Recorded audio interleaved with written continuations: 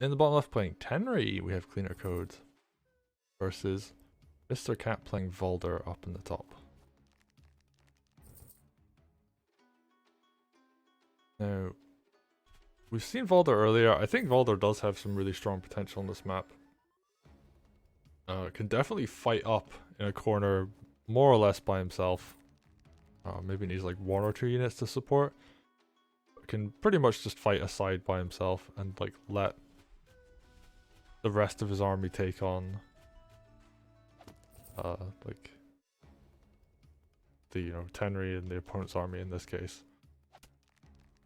Ooh. Yeah, and there's also that, like, if you go for the economy harass that CleanerCode is doing right now, Valder gets very early first group. Yeah, that's a little concerning because this is around the time when Valder really wants to get Groove at the start. I mean, of course, getting turn 2 Groove is amazing, but having Groove on turn 4 is huge. And Mr. Cat's gonna put a lot of work in this turn.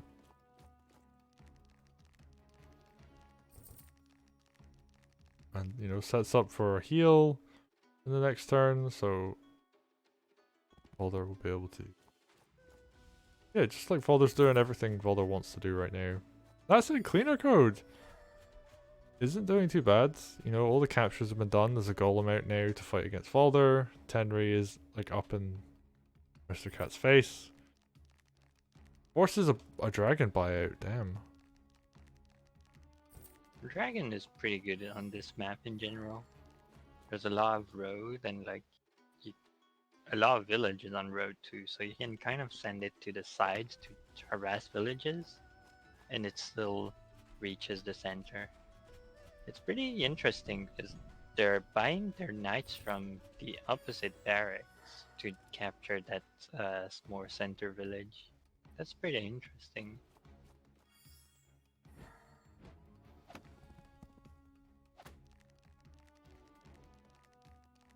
Mr. Cat is... Alright, Mr. Cat using the dragon to decap it, so my point is now invalid. Yeah.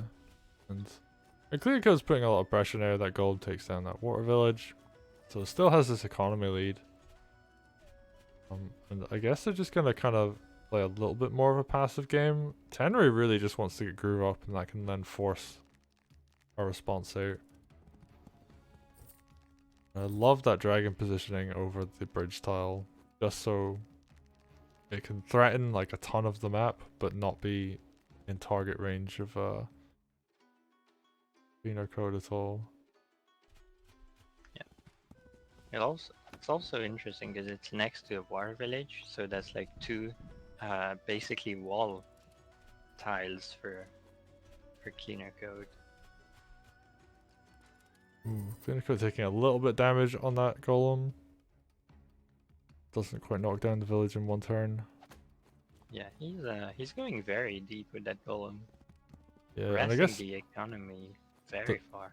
yeah, the knight can do the same. It can go on the right hand side of that water village. But now that some army has been dedicated to that top right, Mr. Cat's pushing into the center. Realizes that, hey, like a couple of these big heavy hitter units are no longer in the fray. Let's do some work now. I don't actually know what's going to happen here. It's really hard to say. CleanerCode obviously positioning units in a way that they won't get killed as easily. That dragon's going to eat a mage hit at least. Yeah.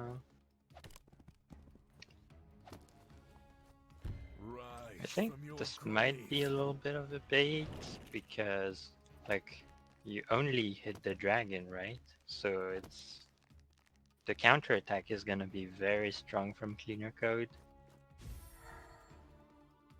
I think in Mr. Cat's position, maybe I would have just sent in the mage on the dragon and like set up for the counterattack next turn. Because right now, he's just moving forward, but he's not doing any damage. He's gonna eat a massive counterattack. And like if Tenri gets a kill in the counterattack, she'll have Groove ready. So next few turns aren't looking too great for Mr. Cat. Yeah, and CleanerCode's decapping all these villages. I actually think Mr.Cat, there was a heal thrown down there, but I don't really think it healed anything. It was like one tile off. And potentially that will be a huge deal because now some of these units that were going to have like 20% more health don't get that, so yeah, I'm very curious to see what's going to happen next. Making quite extensive use out of dog crits this turn. Alright, so Tenri is not gonna get a kill, so we won't have Groove quite yet. But she's pretty close. Yeah, she's at 85%. Okay, so he needs to hit something at least next turn, if not kill. Killing the witch here over over hitting the dragon is not what I would have done because CleanerCode has other mages for anti-air, and now you don't have anti-air against the two dragons actually.